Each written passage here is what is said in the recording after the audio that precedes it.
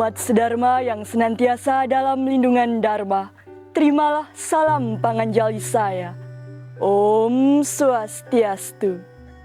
Sebagai insan yang senantiasa menjalankan Dharma, marilah kita haturkan puja stuti kepada Yang Widiwasa karena telah memberikan sihwara nugrahanya kepada kita. Semoga pikiran yang baik datang dari segala penjuru. Tak kenal maka tak sayang. Perkenalkan, saya Yona Aparacita, salah satu peserta Lomba Dharma Wacana Digital tahun 2023. Pada kesempatan kali ini, saya akan memberikan sumbangsih pemikiran saya sebagai renungan Dharma yang bertema susila dengan judul Memupuk Karma Baik dengan Ajaran Susila sebagai Pengawal Kehidupan. Umat sedharma yang berbahagia, masih ingatkah dengan kisah Mahabharata? Ya, salah satunya kisah Bisma Sang Dewa Brata yang terbaring beralaskan ribuan panah. Ia harus menanggung penderitaannya selama berpuluh-puluh hari, meskipun tugas dharma telah dilaksanakannya dan semua hutang telah dibayarnya. Namun, ia tidak akan meninggalkan dunia sebelum Uttarayana, yaitu saat matahari berubah arah dalam garis peredarannya berada di belahan bumi utara. Apa yang dialami Bisma saat itu tidak lepas dari karma yang diperbuatnya dulu, hingga ia harus meninggal melalui panah Srikandi. Begitu juga dengan kita. Sebagai manusia, kita tidak bisa lepas dari hukum karma pala. Karma pala dalam filsafat Jawa sering disebut dengan istilah ngunduh woeng pakarti. Artinya memetik hasil dari tindakan yang dilakukan. Karma pala berakar dari dua kata, karma dan pala. Karma berarti perbuatan atau aksi, dan pala berarti hasil atau buah. Karma pala adalah hasil dari tindakan yang telah dilakukan atau yang akan dilakukan. Proses karma pala merupakan hal yang rumit, yang sulit untuk kita bayangkan hasilnya. Kadang bisa sama dengan penyebabnya, kadang juga tidak. Misalnya, jika kita malas belajar, tentu nilai jelek yang akan kita terima. Dan juga, jika kita malas menjaga kebersihan, maka kita akan mudah terserang penyakit. Namun demikian, kapan kita memetik karma pala? Jawabannya, kita tidak tahu. Mungkin sekarang, mungkin besok, mungkin lusa, mungkin juga pada kehidupan yang akan datang. Namun demikian, karma pala merupakan suatu kebenaran yang benar-benar nyata dan harus kita yakini. Dalam ajaran Hindu, ada 3 jenis karma pala. 1. Sancita karma pala, yaitu perbuatan yang dilakukan pada kehidupan terdahulu yang hasilnya diterima pada kehidupan saat ini. 2. Prarabdha karma pala, yaitu perbuatan yang dilakukan pada kehidupan sekarang dan hasilnya diterima pada kehidupan sekarang juga. 3. Kriyamana karma pala, yaitu perbuatan yang dilakukan pada kehidupan sekarang dan hasilnya akan diterima pada kehidupan yang akan datang. Karma yang bersifat baik maupun buruk, meskipun sudah dilunasi setelah kita meninggal dunia, namun watak atau guna yang dimiliki masih terbawa. Seperti halnya botol minyak wangi. Meskipun minyaknya sudah habis, tetapi botol itu masih juga berbau harum. Dengan adanya karma pala ini, membawa keyakinan bagi kita umat Hindu untuk bertingkah laku berlandaskan ajaran susila. Kata susila berasal dari bahasa Sanskerta, su dan sila. Su berarti baik dan sila berarti tingkah laku. Susila adalah tingkah laku yang baik. Seperti kita ketahui bersama bahwa susila adalah salah satu dari 3 kerangka dasar umat Hindu. Umat sedharma yang saya cintai, dalam kehidupan ini kita harus memilih mana perbuatan yang patut untuk dilaksanakan dan mana perbuatan yang patut untuk tidak dilaksanakan. Nah, sebagai umat yang memiliki serada dan bakti kepada Ida Sang Yang Widiwasa, tentunya kita memilih perilaku yang berlandaskan ajaran susila. Perilaku susila akan mengarahkan kita untuk berbuat baik atau yang sering disebut dengan subha karma, dan mengesampingkan perbuatan buruk atau yang sering disebut dengan asubha karma. Apabila kita memelihara sifat asubha karma dalam diri kita, maka akan menjadi seperti pupuh gambuh ini. Ono pocapanipun ati kuno, ati kang ati gong, pan ati kang, kitang ati gong pan hesti. Ati kuno ulo iku, telu pisan mati sampyo. Pupuh tadi mengkisahkan 3 hewan sebagai kiasan watak buruk atau sifat asubha karma dalam diri manusia. Seperti kijang yang mengandalkan kecepatannya dalam berlari, gajah yang mengandalkan tubuhnya yang besar dan kuat, dan ular yang mengandalkan racunnya yang mematikan. 3 hewan tadi menjadi sombong karena mengandalkan kekuatannya, kekuasaannya, dan kepintarannya. Pada akhirnya 3 hewan tadi mati akibat ulahnya sendiri.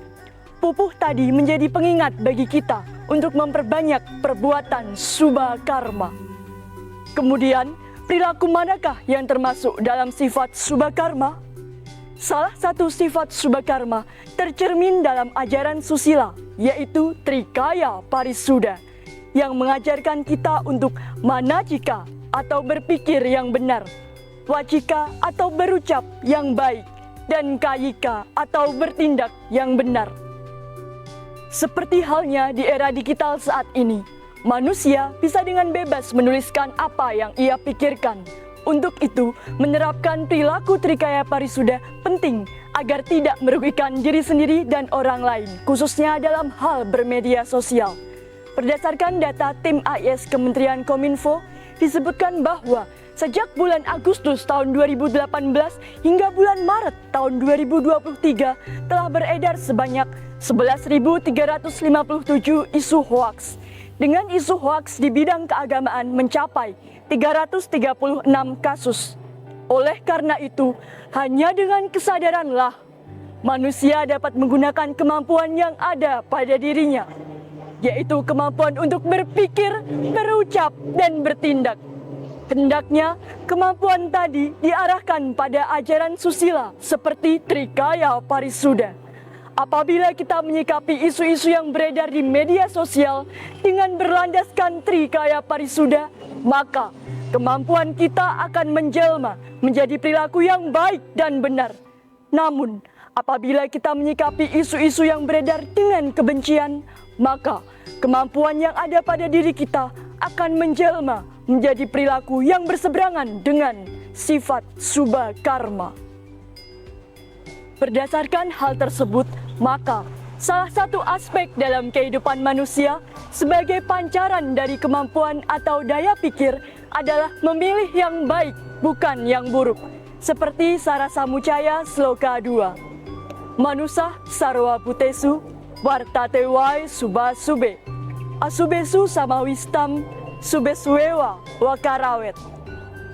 Artinya, dari demikian banyaknya makhluk yang hidup, yang dilahirkan sebagai manusia itu saja yang dapat melakukan perbuatan baik buruk itu.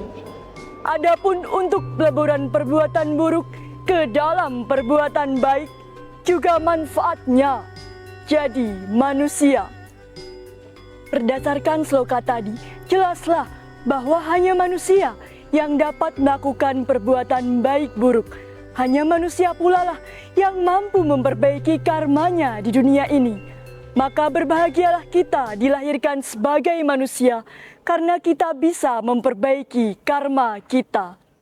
Jika pada saat kehidupan sekarang ini kita selalu berbuat baik, namun perjalanan hidup kita selalu dalam keadaan yang susah, mungkin kita sebagai umat manusia berpikir dan bertanya, Tuhan, apakah salahku? Padahal aku hidup di dunia ini selalu berbuat baik dan menjalankan dharma.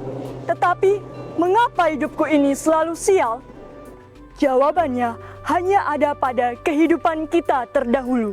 Mungkin saja pada kehidupan kita terdahulu, kita memiliki sifat asubha karma yang mencerminkan sifat kejahatan.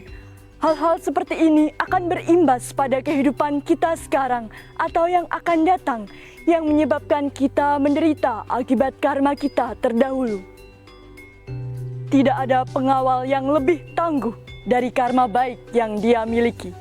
Begitupun sebaliknya, karma baik adalah kawan paling terpercaya dalam perjalanan mencari Tuhan di dunia ini. Dengan menerapkan ajaran susila, dapat menjadi mutiara-mutiara kehidupan yang kelak akan mendatangkan karma baik di kemudian hari. Umat sedharma yang berbahagia, dalam kitab Bradaranyaka Upanishad Mandala 4 Sukta 4 Mantra 5 disebutkan bahwa sesuai dengan perbuatan, demikianlah seorang jadinya.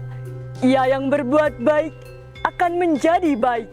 Ia yang berbuat jahat akan menjadi jahat. Dengan perbuatan suci, ia akan menjadi suci. Dengan perbuatan buruk, ia akan menjadi buruk. Manusia mempunyai keinginan-keinginan. Sebagaimana keinginannya, demikianlah kehendaknya. Sebagaimana ia bertindak, tindakan apapun yang ia lakukan, itulah hasil yang ia peroleh. Kesimpulan yang dapat dipetik dari renungan Dharma ini adalah ajaran susila merupakan modal utama umat manusia untuk mencapai moksa dan sekaligus kawan terpercaya dalam perjalanan mencari Tuhan di dunia ini. Ada baiknya kita berhati-hati dalam menata diri, agar karma pala yang merupakan karma baik dan buruk di masa lalu menjadi sebuah karma pala yang mendatangkan angin ketentraman dan kedamaian lahir batin. Dengan menerapkan ajaran susila, dapat memancarkan aura untuk menghalangi segala perbuatan buruk yang datang dari segala penjuru. Oleh sebab itu, mari kita berlomba-lomba memupuk karma baik dengan berlandaskan ajaran susila. Teriring doa dan harapan, semoga kita menjadi umat yang lambat laun memiliki karma baik, sehingga mampu memancarkan aura kedamaian, ketentraman, dan kebahagiaan di Buana Alit dan Buana Agung.